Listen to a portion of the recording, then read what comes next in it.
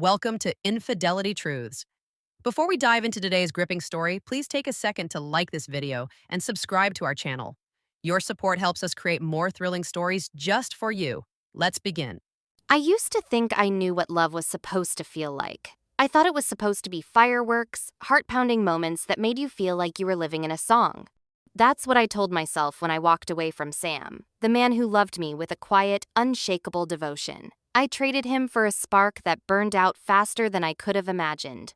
Now, I'm the one left sifting through the ashes. Sam and I had been together for 3 years. He was the kind of person who made life feel safe. He'd leave little notes on my fridge before heading to work, reminding me to eat breakfast. He'd hold my hand during scary movies, even though he was the one who flinched. He wasn't flashy, but he was home. I loved him for it until I convinced myself that home wasn't enough. Then came Leo. He walked into my life like a storm, all charm and danger. He was a freelance photographer who'd show up at the art gallery where I worked, always with a story about some far-off place he'd shot. His eyes would lock onto mine, and he'd smirk like he knew something I didn't saw. I told him about Sam early on, but he didn't care. "Live a little," he'd say, his voice low and teasing. I should have walked away, but I didn't. His attention was like a drug, and I was hooked. It started innocently enough. Coffee breaks that stretched too long, texts that lingered into the night. But every conversation with Leo felt like a secret I was keeping from Sam. My guilt gnawed at me, but so did the thrill. One evening, after a gallery event, Leo offered to walk me to my car. The air was thick with summer heat, and when he kissed me under the streetlights, I let it happen. My heart raced, not with love, but with the rush of doing something forbidden. For a month, I juggled both lives. With Sam, I was the girlfriend who smiled through dinner, pretending everything was fine. With Leo, I was someone else, someone reckless, someone who laughed louder and stayed out later. I told myself I could balance it, that I deserved both the comfort of Sam and the chaos of Leo. But Leo wasn't the type to share. One night, over drinks at a dive bar, he leaned back in his chair and said, "You can't keep playing both sides, Mia. Pick one." So I did. I chose the spark.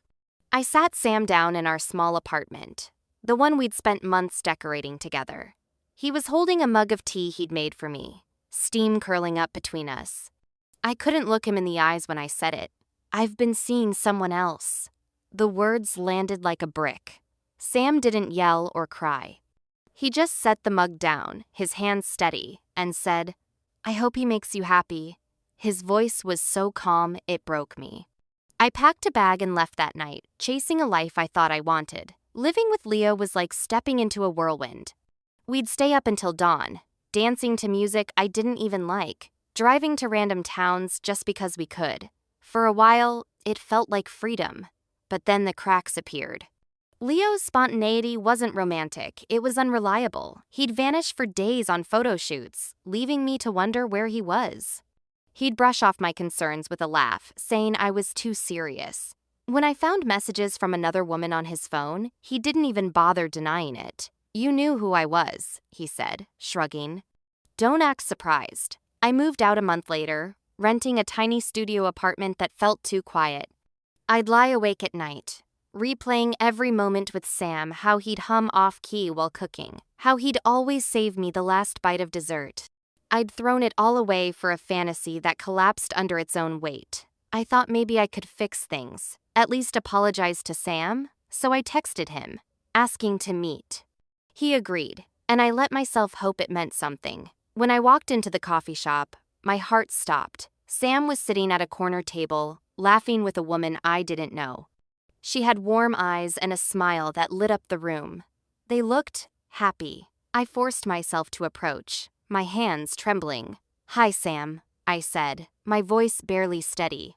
He looked up, and his smile was kind but guarded. "Hey, Mia," he said. "This is Nora, my fiancé." Fiancé? The word hit like a punch.